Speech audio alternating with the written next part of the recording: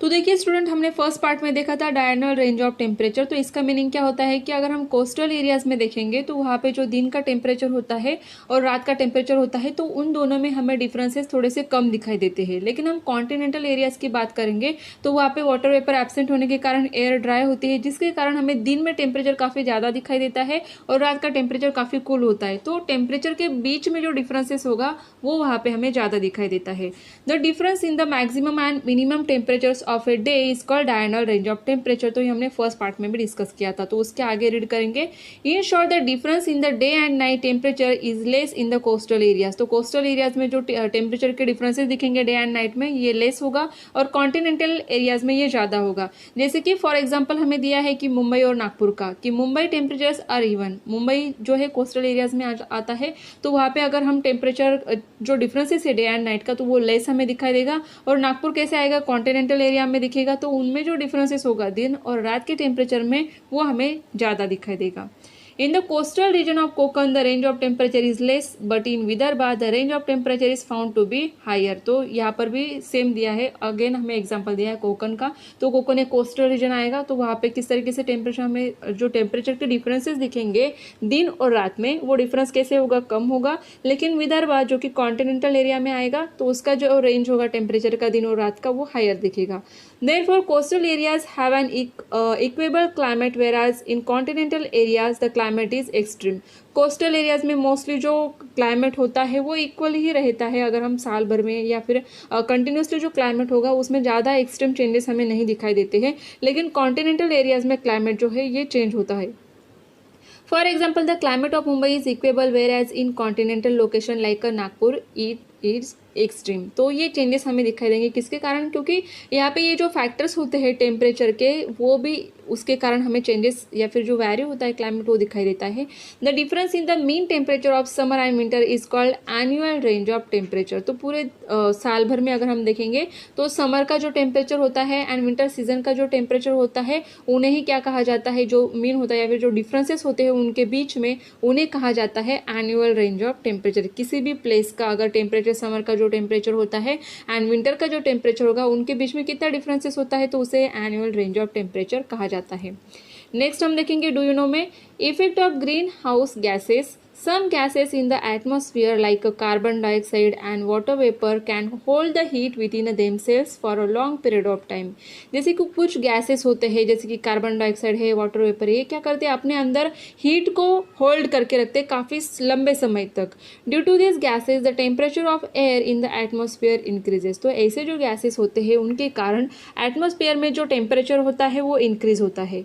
The increasing proportion of this gases in the atmosphere leads to climate change. और ऐसे जो gases है जिनके कारण टेम्परेचर इंक्रीज होता है, जो प्रोपोर्शन होता है गैसेस का वो अगर बढ़ेगा तो टेम्परेचर भी बढ़ेगा, इसके कारण क्लाइमेट भी पूरी तरीके से चेंज होता है। क्योंकि जैसे हमें पता है कि टेम्परेचर हो या फिर बाकी की जो फिजिकल फैक्टर्स होते हैं जिनके कारण क्लाइमेट चेंज होता है। Climate scientist believe that this is the reason for the increasing temperature of the earth. जैसे कि हम लोग सुनते हैं ग्लोबल वार्मिंग, आपने सुना होगा। तो ग्लोबल वार्मिंग क्यों होता है कि अर्थ का जो टेम्परेचर है वो बढ़ने लगा है। किसके कारण बढ़ता है, ऐसे जो ग्रीन हाउस गैसेस होते हैं या फिर कार्बन डाइऑक्साइड, ऐसे कुछ गैसेस, वाटर वेपर, ये क्या करते हैं, अपने अंदर हीट को होल्ड करके रखते हैं एटमॉस्फेयर में, जिसके कारण अर्थ का टेम्परेचर दिन ब दिन बढ़ रहा है। This is called global rise in temperature, जिसे हम ग्लोबल वार्मिंग भी कहते हैं। The gases due to which the temperature increases are called greenhouse gases। तो ग्रीन हाउस गैसेस क्या होते हैं, ऐसे गैसेस जिनके कारण अर्थ का या फिर हमारे एटमॉस्फेयर का टेम्परेचर इंक्रीज होता है, उन्हें ग्रीन हाउस गैसेस कहा जाता है। जैसे कि कार्बन डाइऑक्साइड, जैसे कि जो एयर पोल्यूशन होता है, तो एयर पोल्यूशन में भी क्या होगा कि एयर पोल्यूशन में कार्बन डाइऑक्साइड, कार्बन मोनोऑक्साइड ऐसे गैसेस निकलते हैं। तो ये गैसेस क्या करते हैं, टेम्परेचर को होल्ड करके रखते हैं, और जिनके कारण फिर क्या होगा कि जो एटमॉस्फेयर है उसका टेम्परेचर भी क्या होता है, इंक्रीज होता है।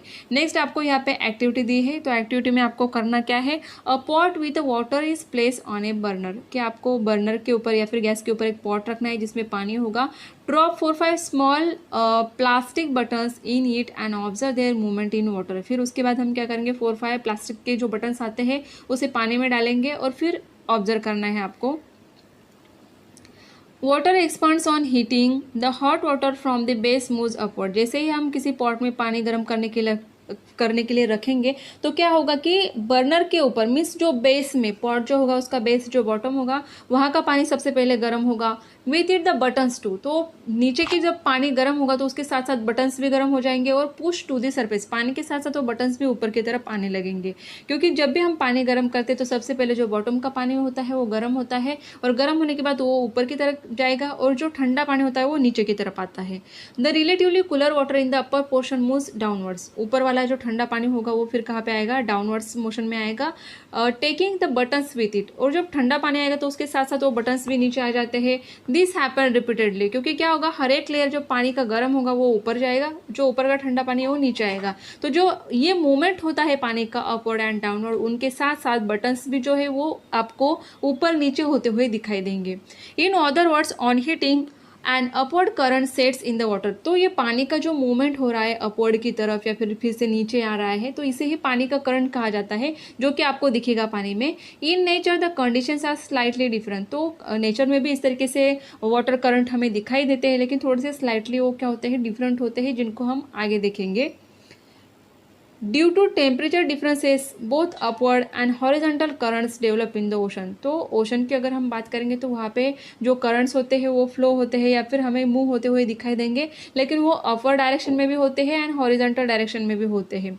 Besides temperature differences factors like winds and differences in the density of water also give rise to horizontal currents, तो जो ओशन करंट्स फॉर्म होते हैं मीन्स एक पर्टिकुलर डायरेक्शन में पानी का जो फ्लो या फिर मूवमेंट होता है उसे ओशन करंट कहा जाता है। तो इसके कई सारे फैक्टर्स होते हैं जैसे कि टेम्परेचर डिफरेंसेस, जहाँ पे टेम्परेचर एक जगह पे अगर टेम्परेचर ज़्यादा है दूसरी जगह पे अगर कम है तो वहाँ पे पानी का मूवमेंट अलग तरीके से होगा, या फिर विंड्स जहाँ पे तेज़ हवा बहती है, अगर एयर प्रेशर ज़्यादा हो जाता है कहीं पे कम हो जाता है तो हमें पता है कि high pressure to low pressure वहाँ पे हवा बहती है और हवा के साथ साथ पानी भी अगर वहाँ पे मूव होता है तो वहाँ पे ओशन करंट फॉर्म होगा। उसके बाद डेंसिटी ऑफ वाटर की, अगर किसी जगह पे पानी की डेंसिटी ज़्यादा है और कहीं पे कम है तो वहाँ पे भी पानी का फ्लो चेंज हो जाएगा। तो इस तरीके से जो करंट फॉर्म होते हैं, ओशन करंट फॉर्म होते हैं, तो उनकी डायरेक्शन जो है अपवर्ड या फिर हॉरिजॉन्टल करंट्स हॉरिजॉन्टल डायरेक्शन में वो फ्लो होते हैं।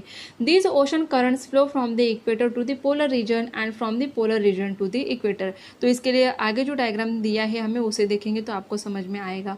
तो ओशन करंट्स क्या होता है कि किसी भी एक पर्टिकुलर डायरेक्शन में पानी का जो मूवमेंट होता है उसे हम ओशन करंट कहेंगे। जैसे कि यहाँ पे आपको दिया है कि जो आपको पिंक कलर में, देखिए यहाँ पे इंडेक्स दिया है तो उसे सबसे पहले देखेंगे।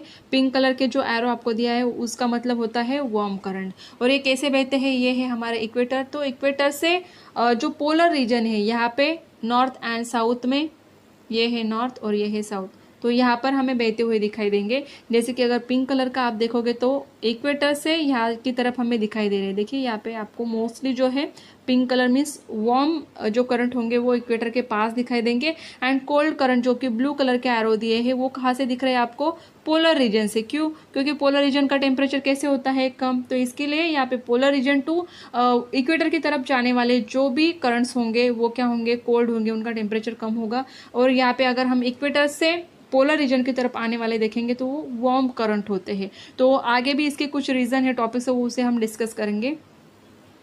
When and ocean current flows from the frigid to the torrid zone, तो फ्रीजिड जोन मीन्स कौन सा, पोलर जोन, टू अगर टोरिड जोन में मीन्स इक्वेटर के पास अगर करंट फ्लो होते हैं तो it reduces the temperature of the coast in the torrid zone. तो देखिए टोरिड जोन मीन्स कौन सा, अगेन पोलर रीजन का, तो पोलर रीजन कहाँ पे है, यहाँ पे है, तो ये होगा torrid zone, frigid zone, frigid zone, और जो इक्वेटर होता है वहाँ पे होता है टोरिड जोन। तो अगर फ्रीजिड जोन से अगर जो हवा बहती, जो करंट फ्लोज होते हैं तो इनका टेम्परेचर कैसे होगा, कम होगा। तो ये जब करंट्स बहते हैं तो इनके कारण टेम्परेचर क्या होगा, कम हो जाएगा।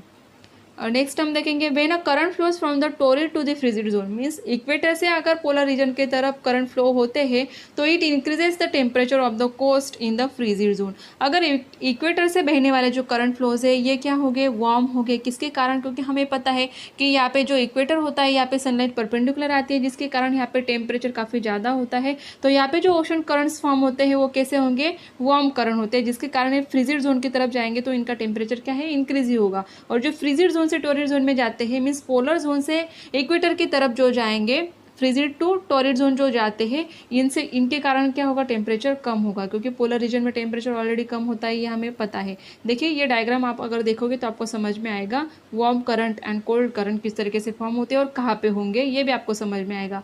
क्योंकि देखिए जैसे कि अगर हम नॉर्थ और साउथ पोल दोनों भी देखेंगे, ये है नॉर्थ पोल और साउथ पोल, तो जो वार्म करंट जो है आपको मोस्टली नॉर्थ रीजन में ज़्यादा दिखाई देंगे और यहाँ पे जो है इक्वेटर में दिखाई देंगे, और उसके बाद यहाँ पे जो है आपको कूल करंट, कोल्ड करंट जो है वो दिखाई देंगे। किसके कारण, क्योंकि अगर हम साउथ में देखेंगे तो यहाँ पे जो ज़मीन है काफ़ी कम होती है, मीन्स लैंड का जो पार्ट है, कॉन्टिनेंट जो है उसका पार्ट काफ़ी कम होता है, और लैंड एब्सेंट होने के कारण यहाँ पे सबसे ज़्यादा क्या है, पानी है, तो वो भी अफेक्ट करता है यहाँ पे कोल्ड करंट फॉर्म होने के लिए। और नॉर्थ की तरफ अगर आप देखोगे तो कॉन्टिनेंट जो है ज़्यादा है, ज़मीन ज़्यादा है वहाँ पे, और इक्वेटर के साइड में हो या फिर कॉन्टिनेंट के साइड में आपको दिखेगा कि कौन से करंट फ्लो हो रहे हैं, वार्म करंट फ्लो होते हैं। तो वो भी पॉइंट्स हम आगे डिस्कस करेंगे। डू यू नो में आपको दिया है the regions where warm and cold currents converge are favourable for the growth of planktons.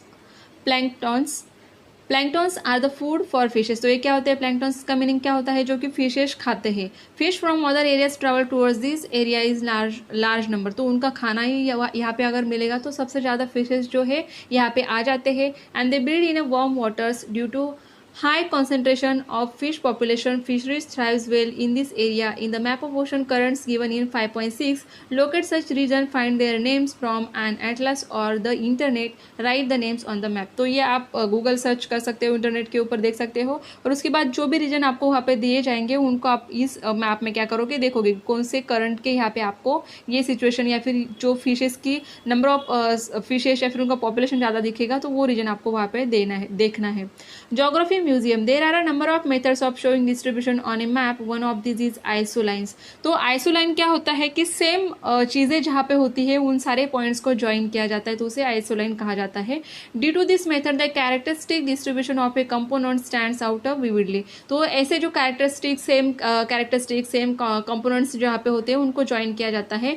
आइसोलाइंस can be drawn using the statistically information about natural factors. These lines are drawn on a map by joining all the points having the same value, जैसे कि distribution of regional और global levels can be shown using a isoline of different factors, जैसे कि height, अगर जहाँ पे height same है तो उनके सारे points हम क्या कर सकते हैं, एक जैसे दिखा सकते हैं, एक लाइन से ज्वाइन कर सकते हैं, तो उन्हें काउंटर लाइन कहा जाता है, जैसे कि आपने 5th स्टैंडर्ड में देखा होगा।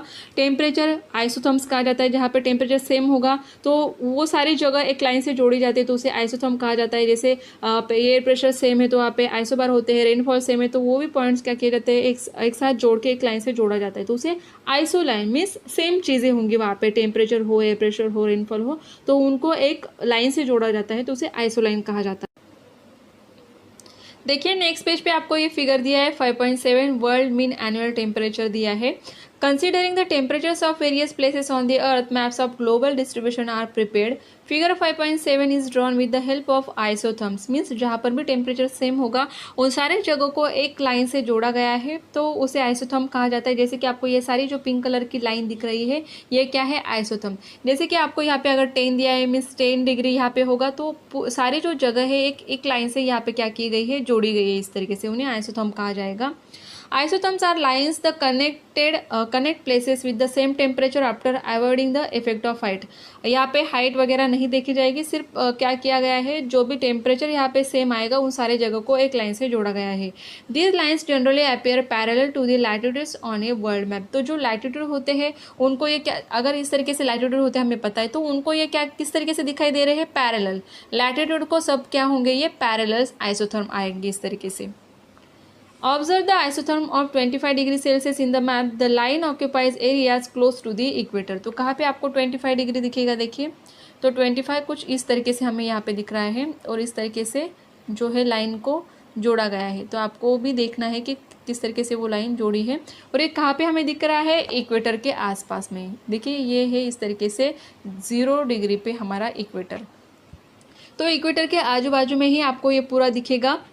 This line occupies areas close to the equator. The shape of this line appears like an ellipse on the map. The north-south spread of this ellipse is greater on the continent as compare to the ocean. तो ocean पे ये हमें कम दिखाई देगा, लेकिन सबसे ज़्यादा कहाँ पे दिखाई दे रहा है, कौन सा एरिया कवर किया गया है, लैंड के ऊपर, ज़मीन के ऊपर। The isotherm line occupies some parts of the continents of South America. कहाँ पे दिख रहा है, साउथ अमेरिका पे दिख रहा है। उसके बाद कौन सा पार्ट है, अफ्रीका दिख रहा है। एंड उसके बाद कौन सा दिख रहा है, देखिए फिर से देखेंगे कहाँ पे दिख रहा है, साउथ अमेरिका, अफ्रीका और एशिया मीन्स इंडिया के यहाँ पे भी आपको दिखाई देगा। एंड ऑस्ट्रेलिया, और यहाँ पे ऑस्ट्रेलिया का कुछ पार्ट जो है यहाँ पे हमें दिखाई देगा इस तरीके से। A very limited portion of the Pacific ocean is occupied. थोड़ा सा जो पार्ट है यहाँ पे पैसिफिक ओशन का कवर किया गया है, या फिर इंडियन ओशन का थोड़ा सा पार्ट आ रहा है। अदरवाइज हमें सबसे ज़्यादा जो है एरिया किसका दिखेगा, ज़मीन का ही पार्ट दिखेगा। Next है, a very limited portion of the Pacific Ocean is occupied by the isotherm. You will find two isotherms with a label of 0 degree Celsius. Observe them. The 0 degree Celsius isotherm from the southern hemisphere is largely straight and is parallel to the line of the latitude. सबसे पहले तो हम देखेंगे कि 0 degree वाला हमें कहाँ पे दिख रहा है, उसके बाद हम देखेंगे। देखिए यहाँ पे अगर आप देखोगे तो ये है 0 डिग्री का आपका इस जगह पे, और नेक्स्ट है आपको यहाँ पे दिखेगा। तो 0 डिग्री ज्वाइन किया गया जो लाइन है कुछ इस तरीके से हमें दिखाई देगा यहाँ पे। और ऊपर के साइड में अगर आप देखोगे तो 0 वाला जो लाइन है वो स्ट्रेट नहीं दिखाई देगा, कुछ इस तरीके से कर्व होता हुआ आपको दिखाई देगा। और जो यहाँ पे देखिए ये होगा नॉर्थ हेमिस्फीयर में और ये होगा साउथ हेमिस्फीयर में। अगर नॉर्थ हेमिस्फीयर में आपको अगर आप देखोगे तो ये आइसोथर्म जो लाइन है ये आपको स्ट्रेट नहीं दिखाई देगी, लेकिन साउथ में अगर हम देखेंगे तो ये हमें स्ट्रेट लाइन दिखाई देगा जो कि लैटिट्यूड को एग्जैक्टली पैरेलल दिखाई देगा। Comparatively the line of the same value in the northern hemisphere, दोनों की वैल्यू सेम है, 0 ही डिग्री टेम्परेचर है यहाँ पे, लेकिन साउथ और नॉर्थ हेमिस्फीयर में दोनों भी लाइन्स हमें चेंज दिख रही है। In the west in a parts of the Pacific ocean it is fairly straight, but when it enters the continent of North America it turns somewhere to the north. अगर north America की जगह पे ये जा रहा है तो ये थोड़ा सा हमें कर्व होता हुआ दिखाई दे रहा है और नॉर्थ तक की तरफ जाते हुआ दिखाई दे रहा है। Within a short distance after entering the Atlantic Ocean, it turns toward the northeast. In this part, you will find all the isotherm line turning towards the northeast. तो जो हम अगर डायग्राम में देखेंगे तो फिर से हमें समझ में आएगा कि जो भी आइसोथर्म्स है उस साइड में वो नॉर्थ ईस्ट की तरफ ही जाती हुई हमें दिखाई देंगी। This is because of warm ocean current is located in this area. तो वहाँ पे हमें कौन से ओशन करंट दिखाई देगा, वार्म।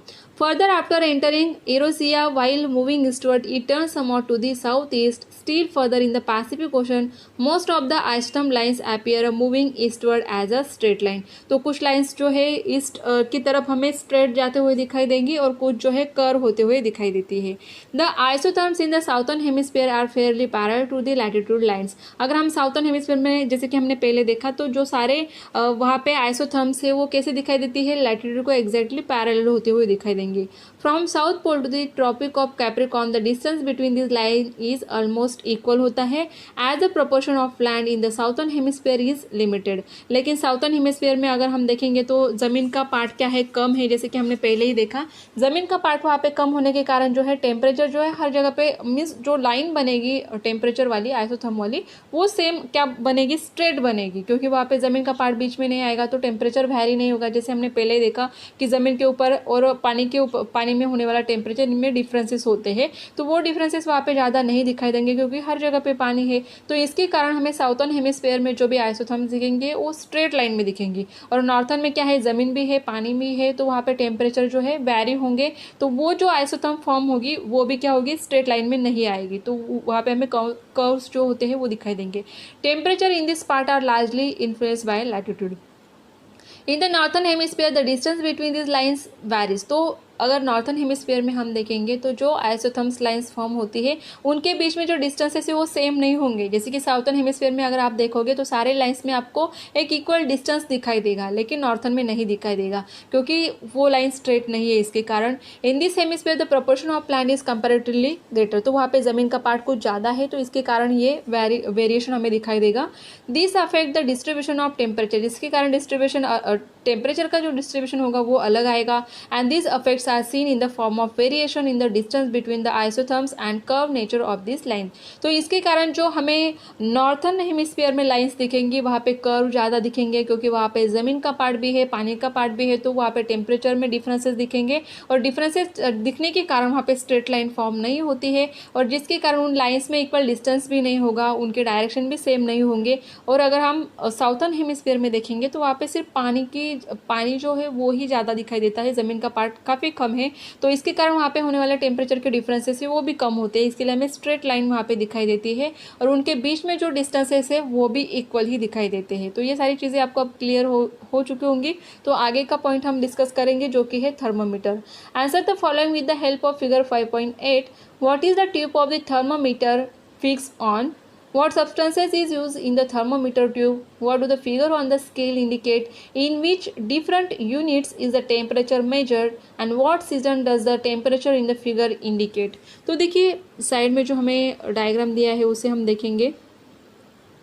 तो ये है सिंपल थर्मामीटर जो होता है। अब तो कई सारे टाइप्स के थर्मामीटर आपको देखने के लिए मिल जाएंगे, लेकिन ये जो हमें थर्मामीटर दिया है सिंपल थर्मामीटर है।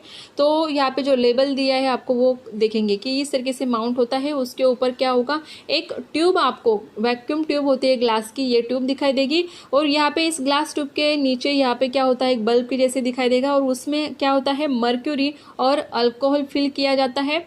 एंड उसके बाद क्या होगा कि देखिए सबसे पहले हम स्केल्स भी देखेंगे कि जो मेजरमेंट्स हम थर्मामीटर यूज़ क्यों करते हैं टेम्परेचर को मेजर करने के लिए। तो यहाँ पे 2 यूनिट्स यूज़ किए जाते हैं, एक होता है डिग्री सेल्सियस और दूसरा होता है फ़ारेनहाइट। तो देखिए जब हमारे बॉडी का टेम्परेचर हम मेजर करते हैं तो हम फ़ारेनहाइट को यूज़ करते हैं। जैसे कि आप बोलते हो 101, 102 टेम्परेचर था, तो वो फ़ारेनहाइट में आता है, डिग्री सेल्सियस में नहीं आता है। लेकिन हम अगर एयर का टेम्परेचर मेजर करेंगे तो वहाँ पर डिग्री सेल्सियस को यूज़ करेंगे। तो दोनों भी स्केल आपको दिखेंगे, यहाँ पे डिग्री सेल्सियस वाला और यहाँ पे आपको फ़ारेनहाइट वाला दिखेगा। और जब भी टेम्परेचर इंक्रीज होगा तो ये जो मर्क्यूरी फिल किया हुआ है इसमें, तो ये क्या करेगा, ऊपर की तरफ जाएगा। सपोज अब 40 डिग्री टेम्परेचर है आज का, तो आपको दिखाई देगा कुछ इस तरीके से कि 40 जो लाइन है यहाँ तक एक कंप्लीटली वहाँ तक जाएगा वो मर्क्यूरी अल्कोहल जो भी उसमें फिल किया है, तो वो हमें इंडिकेट करेगा वहाँ का मेजरमेंट। तो फिर हम देख पाएंगे कि कितने डिग्री सेल्सियस टेम्परेचर है। तो इस तरीके से टेम्परेचर को मेजर करने के लिए हम जो थर्मामीटर होता है उसे यूज़ करते हैं।